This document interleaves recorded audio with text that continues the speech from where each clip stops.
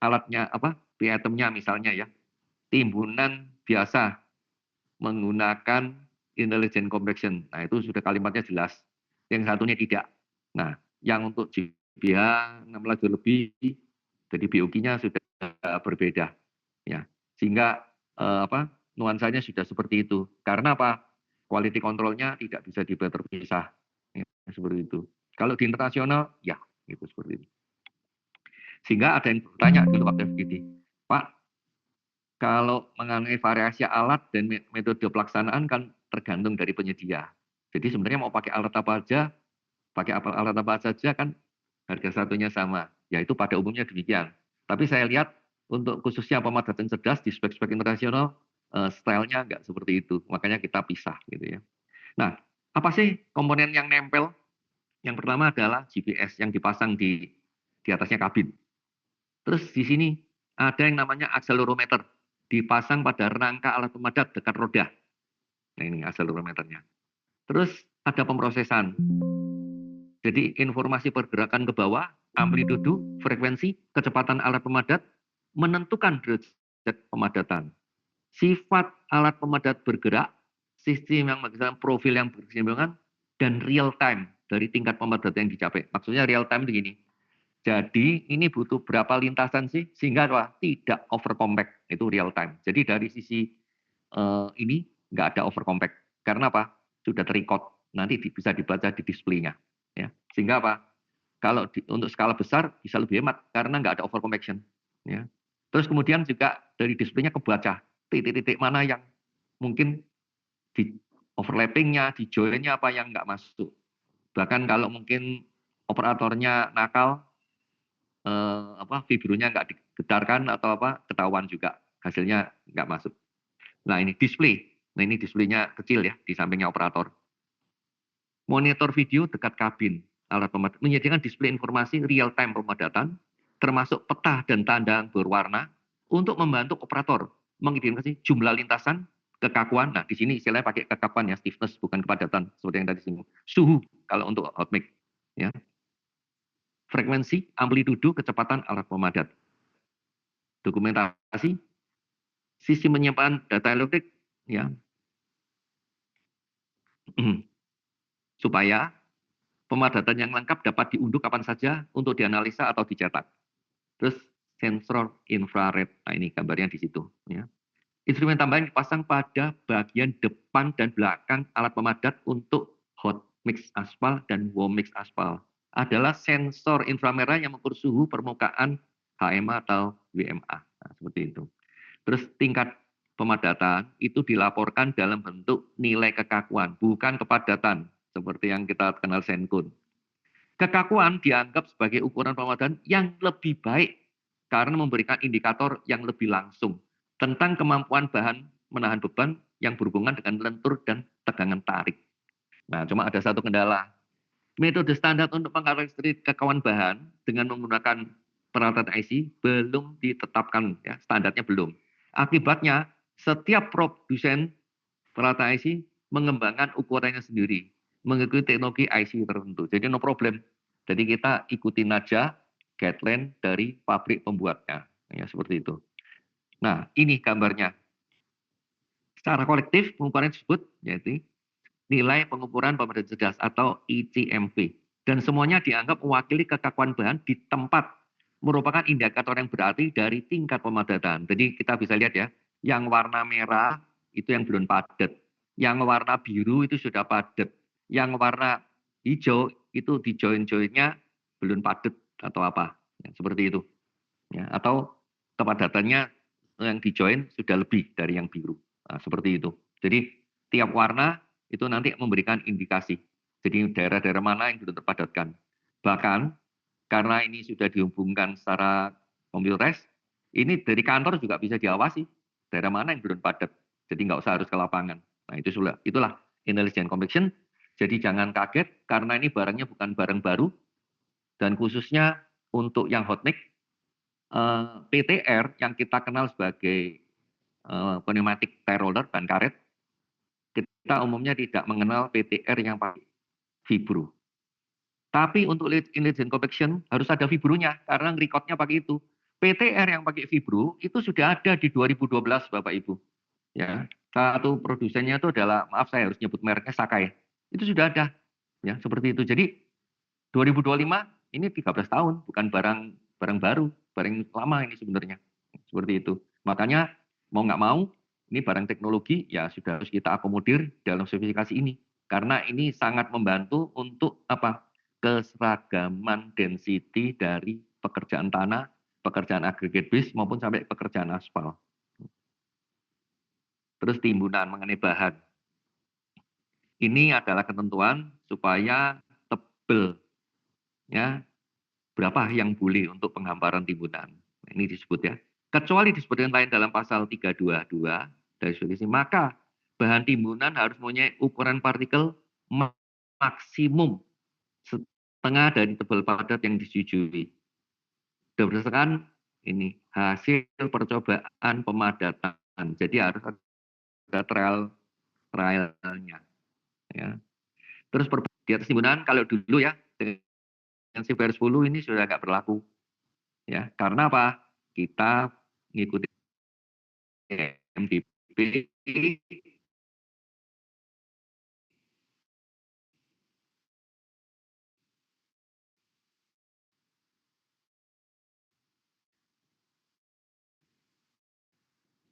bisa namanya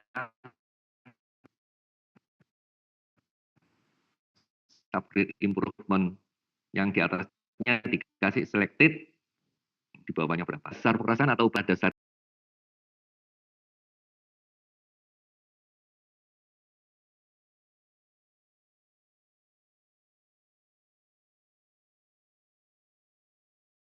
Ya, Recording in mengenai progress. ekspansif. Nah ini juga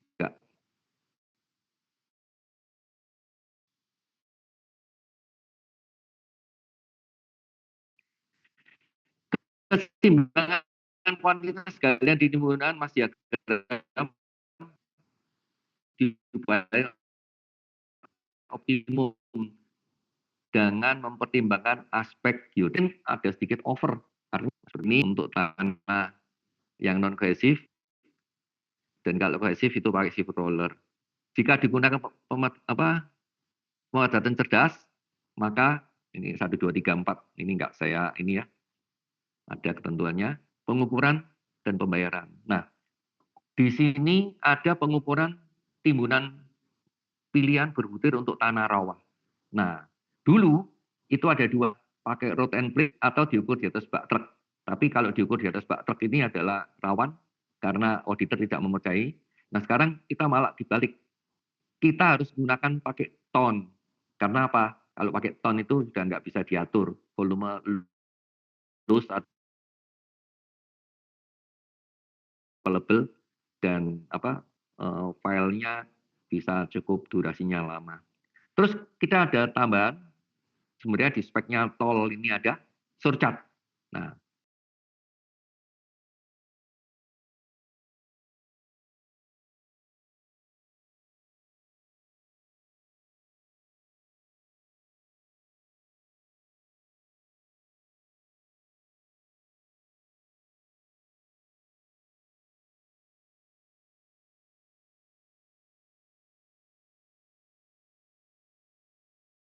Recording in progress. Pemadatan cerdas, terus yang dari tol, karena ada timbunan biasa yang untuk median tanpa pemadatan. Tadinya untuk apa? Ternyata itu untuk concrete barrier mediannya, karena diisi aja. Kemudian ada untuk surcharge yang dengan pemadatan maupun tanpa pemadatan, baik dari sumber galian maupun hasil galian. Terus kemudian ada timbunan pilihan halus dan kasar. Kalau yang halus itu seperti yang kita kenal, CBR 10. Kalau yang kasar itu yang CBR 30 tadi. Terus ini penyiapan badan jalan. Ini similar ya, saya skip aja. Ini yang baru untuk geotextile. Kalau dulu cuma ada kelas 1, kelas 2, kelas 3, sekarang ada kelas 4A. Ini dari mana? Ini dari S2 yang lebih baru, M288 edisi 2021. Bahkan yang di 2018, masih yang interim, itu memberikan nomor kelas 1A. Tapi karena definitif sudah ada, ya kita gunakan pakai kata 4, bukan 1A. Gimana? Kalau tabel yang dulu, untuk yang ini ya, 2015. Untuk yang kelas-kelas yang sekarang bisa pakai kelas 4A, dulu tuh kalimatnya apa? Yaitu, jadi apa, belum terdefinisi, nggak ada solusinya. Nah, seperti itu. Sekarang bisa pakai yang 4A. Ya. Terus sehingga otomatis muncullah item-item baru ya, untuk biotextile. Terus bagaimana dengan PVD? PVD dibagi dua.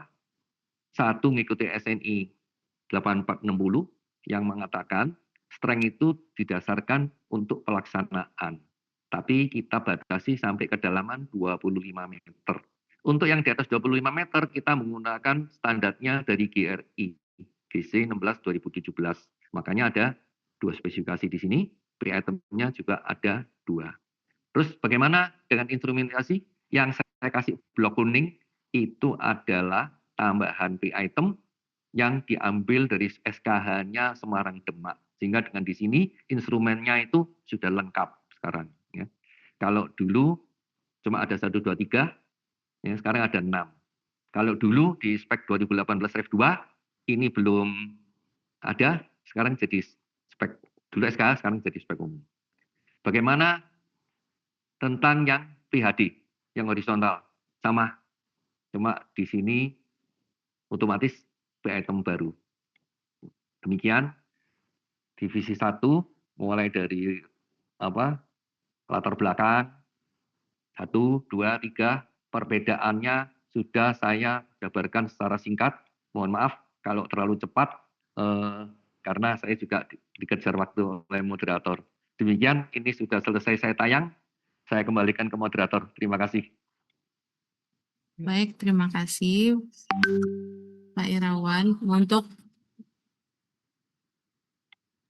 Untuk Bapak Ibu yang ingin lakukan tanya jawab, disilahkan. Silakan raise hand ya Bapak Ibu. Mbak, saya nambahin, Mbak. Ya, Pak Pur, silakan Pak Pur. Ya, silakan Pak Pur. Saya nambahin di pekerjaan tanah ya. Baik, baik Pak. Jadi selama ini kerusakan perkerasan itu pasca 1-2 tahun FAO, gitu ya. Itu karena subgrade-nya tidak sehat. Nah, kenapa tidak sehat gitu? Kemudian kita lihat spek lama gimana gitu. Pertama kali spek lama itu, nah, bahwa tanah ekspansif itu dulu potensi swellingnya itu tidak lebih dari 5. Gitu loh. Sehingga banyak spek yang dulu ya itu tidak lebih dari 2,5 gitu.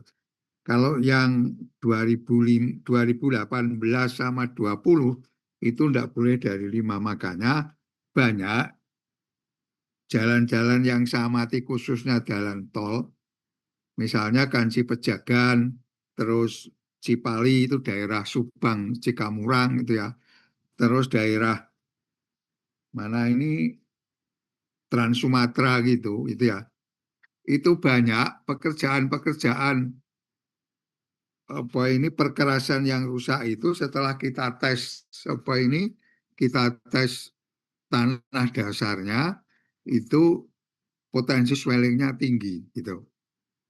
Nah, untuk itu maka di spek itu kita sebutkan bahwa potensi swelling itu adalah tidak boleh lebih dari 2,5.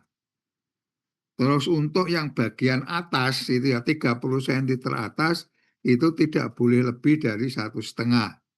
Itu perbaikannya adalah di situ gitu. Kemudian yang kedua mengenai bahan timbunan. Bahan timbunan itu kan kemarin itu banyak jalan khususnya jalan-jalan tol hasil dari galian itu tidak bisa dipakai untuk timbunan.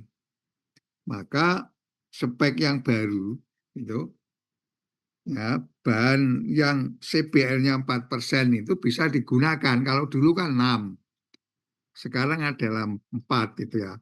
Tapi untuk 1,5 meter bagian atas itu harus 6 dan kepadatannya itu harus 100%, kemudian potensi swellingnya itu juga tidak boleh dari 2,5 gitu ya. Itu perubahannya adalah di situ.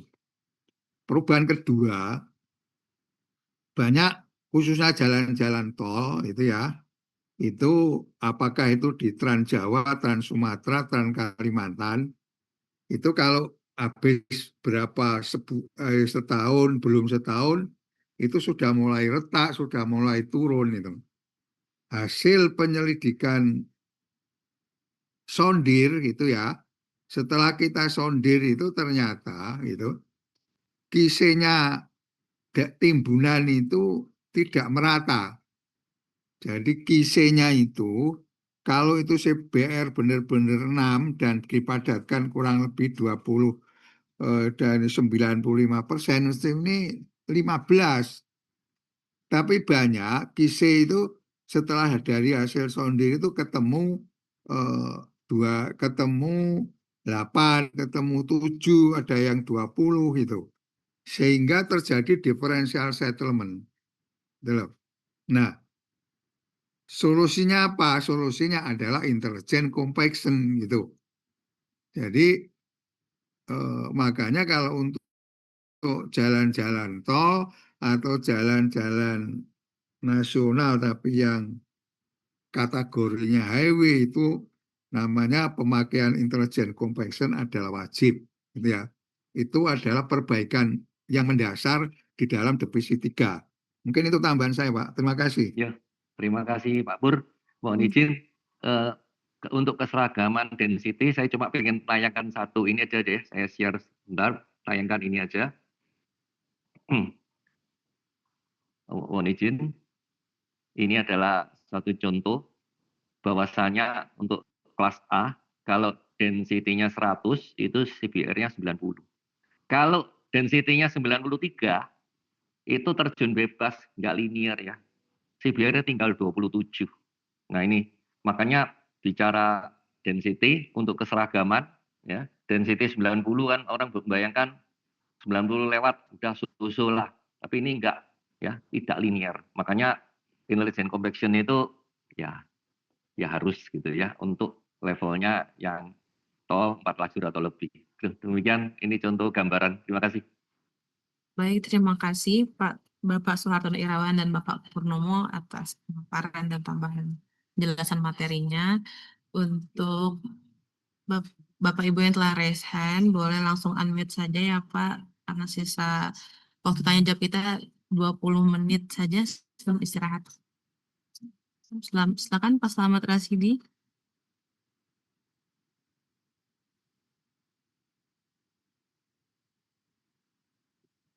Terima kasih Pak Irawan, Pak Pur.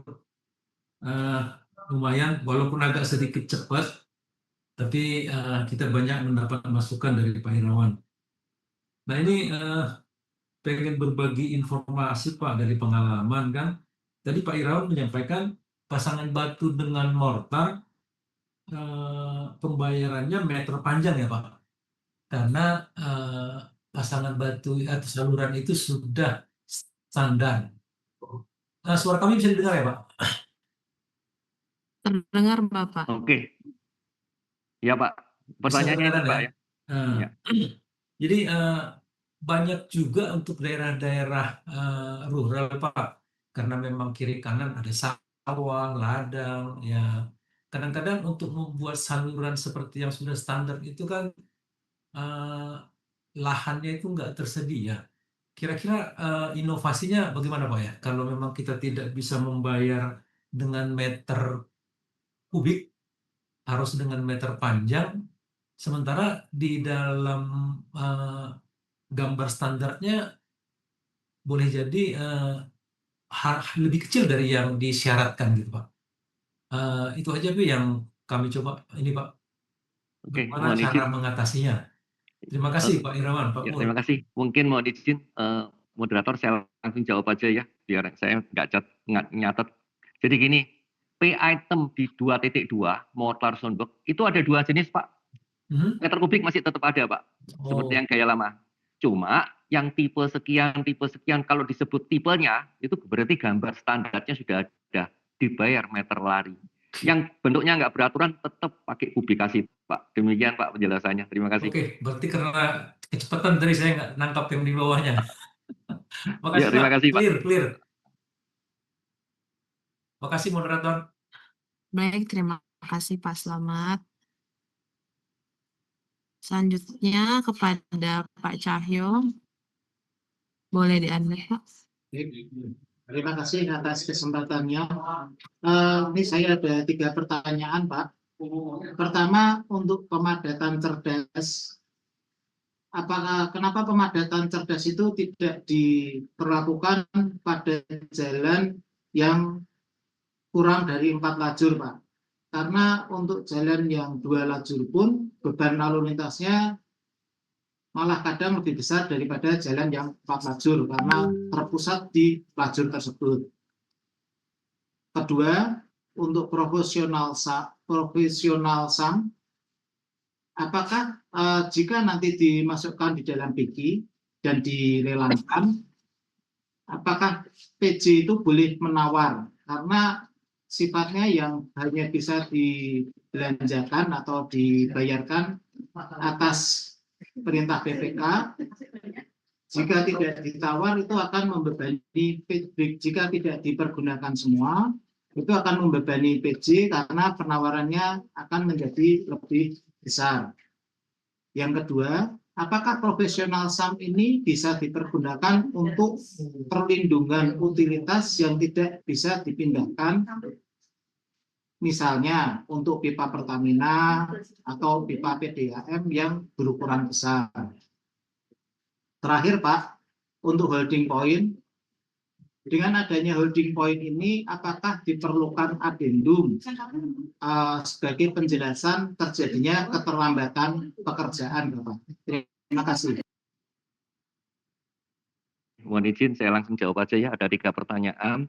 Kenapa jalan yang mungkin yang bukan 4 lajur ya, tidak menggunakan ini? Sebenarnya gini, idealnya kita sih bertahap, Pak. Idealnya kalau memang seluruh Indonesia sudah punya alat itu semua, Pak, itu semua pakai, Pak. Ya, karena satu kontraktor mau kerjanya gede atau kecil ya sama. Namun karena ini masih transisi, maka diprioritaskan yang untuk kontrak-kontrak besar dulu, Pak. Terus kalau misalnya mau kontrak kecil mau pakai alat juga nggak dilarang, Pak. Ya, jadi seperti itu. Ini masalah bertahap, ya, bertahap seperti itu. Terus kemudian masalah PS. PS itu angkanya given, Pak, tidak ditawar, Pak. Jadi itu memang dicadangkan. Jadi penggunaannya pun biasanya bukan biasanya, harus persetujuan. Jadi nggak asal digunakan. Maaf, mungkin dibelikan mobil atau apa, nggak boleh, Pak. Seperti itu, ya. Jadi harus seizin pejabat tinggi media dan seterusnya itu, ya. Supaya penggunaannya itu memang benar-benar sesuai dengan peruntukannya. Jadi itu given. Terus kalau untuk perlindungan itu tidak bisa, Pak. Ya, artinya gini.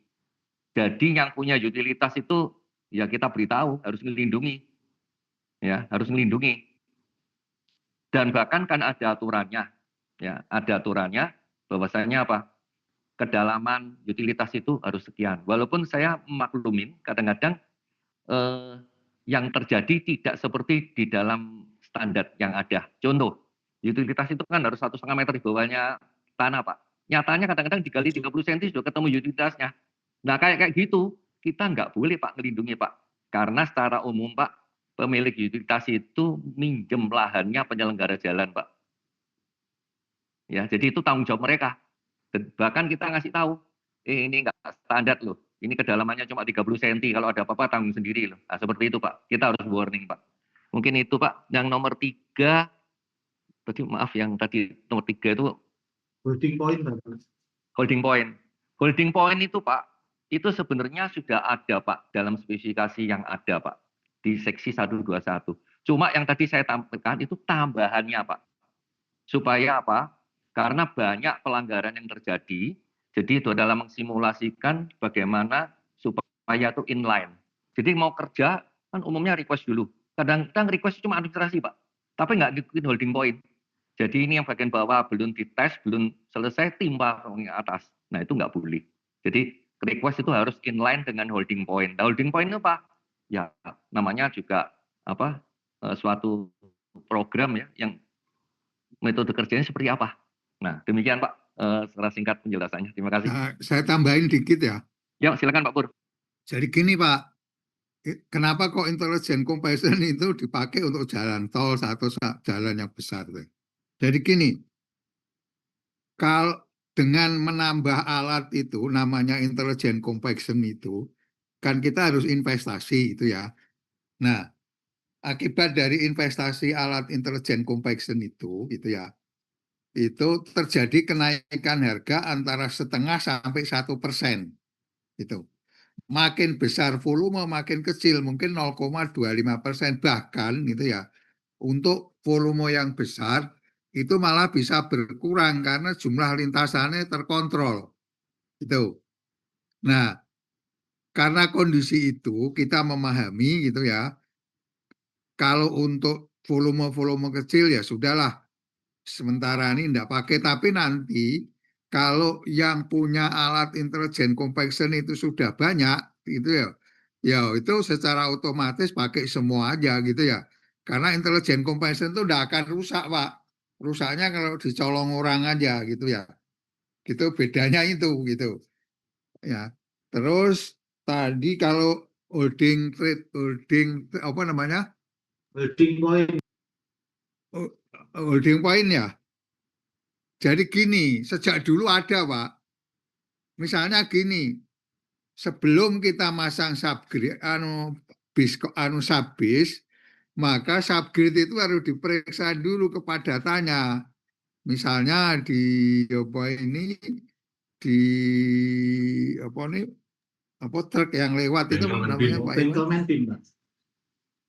Bukan Proof rolling. Proof rolling. Kita lakukan proof rolling, kita itu namanya itu holding point itu. Jadi itu adalah untuk meyakinkan bahwa lapisan yang di bawah sebelum kita mulai di atasnya itu harus kondisi baik itu. Jadi sebetulnya itu sudah built-in di dalam volume di dalam harga satuan pekerjaan. Itu aja Pak, makasih. Terima kasih Pak Pur. Mohon izin saya tambahkan dikit ya untuk Pak Cahyo yang dari Jateng ini. Jadi holding point itu sebenarnya seperti yang tadi saya sampaikan juga Pak Pur dari dulu sudah ada. Cuma yang tadi tambahan untuk mempertegas saja ya. Jadi mekanismenya memang seperti itu ya. Nah, mungkin ada yang bertanya, Pak, tiap harga satuan kan pengujiannya sudah include. Kenapa di sini kok ada ini sistemnya? Kita bayar sistemnya, Pak. Jadi bawah itu ya kalau belum diperiksa, belum di ini ya nggak boleh masuk yang ke atas. Ini masuk ke dalam sistem, bukan quality control dalam tanda petik minor kayak ada Senkun untuk ada apa ya minor yang untuk masing-masing PI item, bukan itu Pak. Ini masuk ke sistemnya, kita bayar sistemnya. Jadi itu yang saya garis bawahi. Terima kasih. Izin Pak menambahkan sedikit. Kita di Jawa Tengah ini beberapa kali kita bersinggungan dengan Pertamina. Karena Pertamina itu pipanya mempunyai teknologi sendiri dan termasuk di dalam nasional. Sehingga kalau kita melakukan peliputan, kita melakukan pemancangan itu, mereka akan bilang bahwa jalan memang punya retok B, tapi pipa juga punya retok B. Dengan kita sebagai yang datang belakangan, kita untuk melakukan casing atau perlindungan yang nilainya tidak sedikit. Apakah ini nanti bisa spesifikasi atau nanti dapat menjadi suatu spesifikasi khusus dan SE monggo Pak. Oke, terima kasih Pak. Mungkin sedikit menjawab ini indirect ya Pak ya. Sesuai dengan Permen nomor 20 tahun 2010, yang punya lahan itu dalam hal ini penyelenggara jalan ya Pak ya. Ya, bisa di siapa penyelenggara jalan ada divisinya. Jadi bukan pengguna lagi, penyelenggara jalan. Dan pemilik utilitas itu minjem.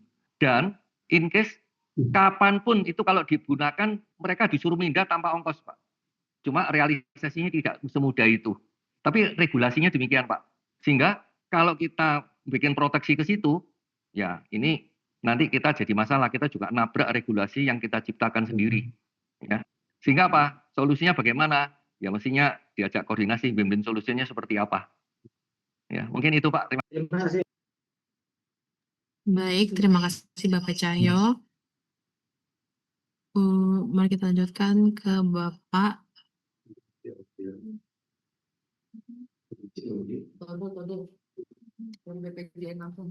Bapak dari BPJN Lampung. Ya, silakan Bapak Todo Sitohang.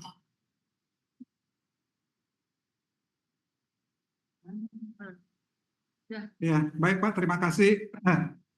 Saya Todo Sitohang dari Kortim Provinsi Lampung, Pak.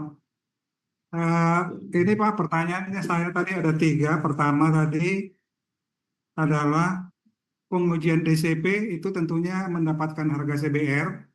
Kemudian berapa persenkah interval yang kita ambil agar ini dapat mewakili nanti dari hasil CBR laboratorium? Tentunya kita ambil data dari lapangan dibawa di laboratorium dan kita menguji parameter-parameter dari CBR tertentu. Agar ini dapat mewakili di lapangan berapa meter Pak jarak interval DCP Pak, yang ideal Pak. Nah, satu Pak. Yang kedua, di sini ada IC, Intelligent Compaction. Bagaimana di sini saya lihat tadi ada hubungannya terhadap ini adalah tolok ukur kepadatan. Kepadatan di mana adalah berat isi kering gram per sentimeter kubik. Namun density ini tidak masuk tapi terhadap kekakuan. Sedangkan kekakuan adalah stiffness. Bagaimana hubungan antara density dengan stiffness? Nah, di sini satuan stiffness dengan satuan density sangat berbeda. Bagaimana hubungannya terhadap density?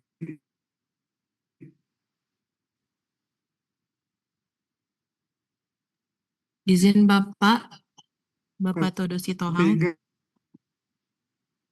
Suaranya Suaranya putus-putus Pak. putus-putus, Pak. Mungkin gangguan internet Pak.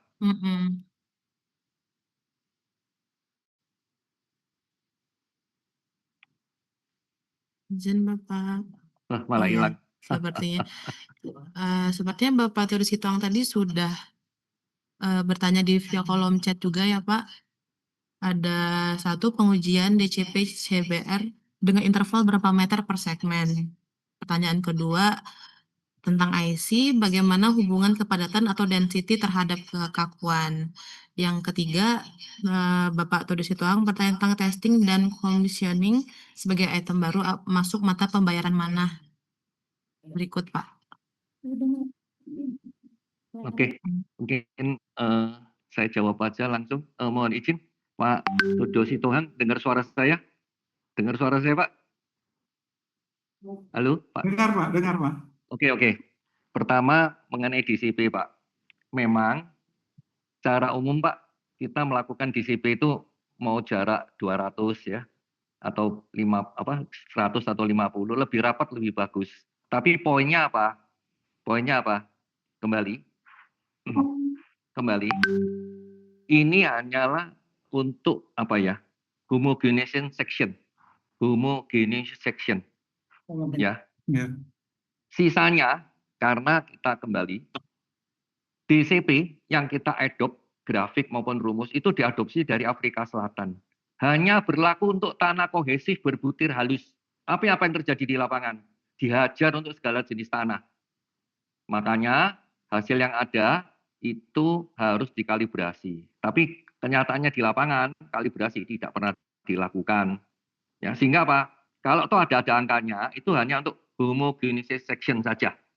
Nah, nanti untuk detailnya tetap harus menggunakan CBR Lab untuk pendetailan. Jadi yang segmen ini CBR Lab-nya berapa dan seterusnya. Ya, itu gambaran umum ya. Jadi mungkin itu penting karena ini saya lihat ya ceritanya ada tsunami Aceh, tsunami Flores, Jawa Barat sebelum Aceh.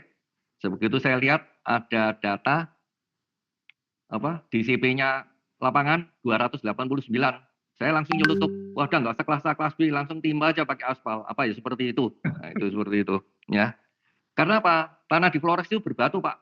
Ya, padahal itu grafik itu untuk tanah kohesif berbutir halus, langsung kena batu angkanya melonjak. Nah, seperti itu. Terus untuk intelligent compaction, hubungan antara density dan stiffness, ada hubungannya, ada penelitiannya. Cuman stiffness itu di dalam hal ini tuh suatu angka yang lebih ini daripada density. Density itu adalah untuk kemudahan di lapangan, Pak. Ya, jadi berat dibagi volume, ya, untuk kemudahan lapangan. Sebenarnya kalau kita bicara bahan, semua itu merujuk ke E, modulus elastisitas. Ya, nah, contoh kalau beton itu kira-kira 300.000, 400.000 kilo per cm, baja 2,1 juta. Semakin tinggi semakin bagus, ya, seperti itu. Nah, stiffness itu merujuk lebih strong lagi, seperti hanya kata E tadi. Makanya di aspal itu ada namanya stiffness modulus dan sebagainya. Nah, seperti itu, ya Pak ya. Terus mengenai tadi, Pak, boleh apa? sedikit Pak? Boleh Enggak, sedikit ya. Pak? Ya, silakan. Maksud saya itu korelasi antara hubungan daripada density itu adalah satuan berat gram per sentimeter Betul. kubik. Di mana itu adalah kita ambil dry density tentunya Pak ya. Betul, betul. Nah, betul. dari dry density ini terhadap stiffness, kekakuan, ya itu sentimeter pangkat 4 mungkin Pak ya, seperti itu. Nah, itu kekakuan dan korelasinya seperti apa Pak? Saya belum ada melihat hubungan antara misalnya kita ambil sumbu X-nya ini Nah, ini stiffness, di sini kepadatan, grafiknya seperti apa gitu Pak? ya, mohon Itu izin kan, Pak, karena saya tidak akan jelaskan panjang di sini Pak, karena seasonnya saya hanya introduction untuk perubahan dari spek ini Pak. Nanti mungkin di season lain Bapak bisa lihat jurnal-jurnal yang ada ya Pak ya. Itu mungkin kata kuncinya di situ. Terus kemudian pertanyaan ketiga tadi testing and commissioning ya Pak ya, pertanyaannya. Itu itemnya ada di 122 SMKK, komponen ke-9 dari SMKK. Jadi itu sudah ada manajemen mutu yang untuk seksi 121 yang biasanya kita kenal, maupun testing commissioning ada di situ. Jadi itemnya ada di situ Pak. Oke, terima kasih. Baik Pak, terima kasih Pak. Halo, saya tambahin dikit.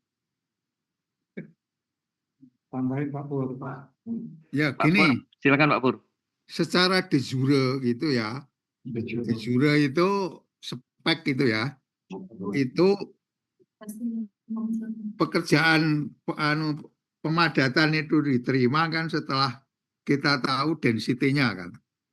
Nah, density itu diturunkan dari kan itu kalau kita kan antara CBR density-nya berapa gitu kan. Nah, misalnya kan untuk CBR 6 itu density-nya berapa? Density-nya misalnya 97 itu yang kita pegang. Jadi untuk mencapai CBR 6 itu density-nya harus katakanlah 97 gitu. Oke. CBR itu sifatnya empiris. Gitu loh. Nah, sedangkan perhitungan perkerasan sekarang itu pakai mekanistis. Jadi yang dihitung adalah modulus itu. Nah, makanya kalau di ASTO itu kan ada garis berapa kan, CBR sekian sama dengan apa ini itu modulus sekian kan gitu ya. Itu diambil itu masih sifatnya adalah empiris. Kalau mekanistis kan masuknya adalah modulus gitu. Nah, kembali ke tadi apa ini intelligent compaction gitu loh. Intelligent compaction itu gini Pak, intelligent compaction itu yang diukur kan kecepatan perambatan dari kerapatan tanah. Makin rapat tanah itu ya, itu kecepatan perambatannya, getarannya itu makin cepat. Nah, itulah yang ditangkap namanya nilai ICP gitu loh. Jadi intelligent compaction apa yang namanya measurement value kan. Nah, itu memang agak beda-beda gitu.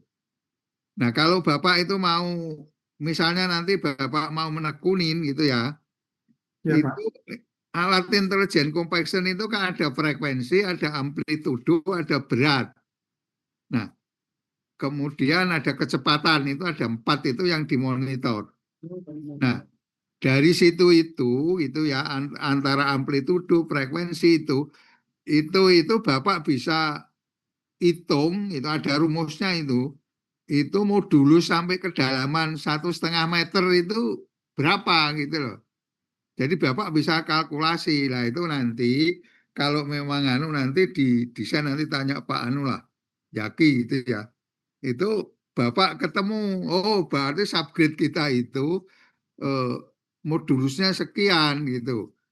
Ya, jadi sebetulnya nilai CBR tadi, nilai CBR itu kan sebetulnya hanya atau kepadatan itu untuk mencapai CBR 6 tadi. CBR 6 itu dikalibrasi dengan modulus itu.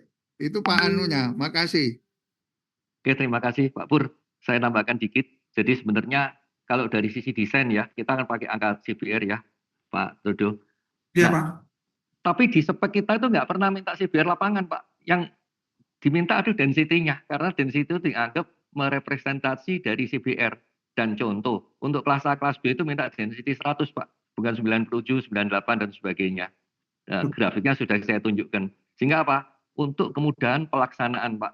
Ya, untuk density. Jadi kita jangan terikat density itu berat bagi volume, Pak. Seperti yang Pak Pur jelaskan, sebenarnya penjelasan lebih detail itu kalau perhitungan itu ya kita bicaranya sudah modulus, Pak. Demikian, Pak. Terima kasih. Sedikit lagi, Pak. Saya tambahkan, Pak. Mungkin begini, Pak. Kita kalau mengambil material di lapangan, kita itu tentunya mengambil sampling dulu ya, Pak. Kita bikin suatu namanya di situ proktor kering ya, Pak.